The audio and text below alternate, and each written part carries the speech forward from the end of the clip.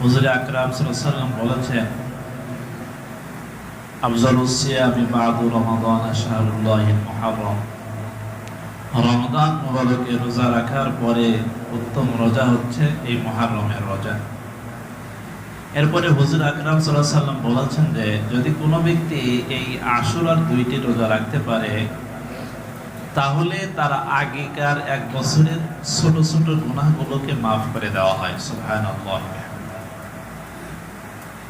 বাইহাকি শরীফের ভিতরে হাদিস বর্ণনা করা হয়েছে যে এই আশুরার দিনে, আজকের দিনে যদি কোনো ব্যক্তি তার পরিবারকে নিয়ে ভালো খাবার খায়, তৃপ্তিমতো খাবার খায়, পরিবারের জন্য একটু ভালো খাবারের ব্যবস্থা করেন, তাহলে 1 বছরের রিজিক আল্লাহ পাক রব্বুল আলামিন তাকে সহজ করে দিয়ে দিবেন, সহজভাবে তার রিজিক পেয়ে যাবেন। সুবহানাল্লাহ।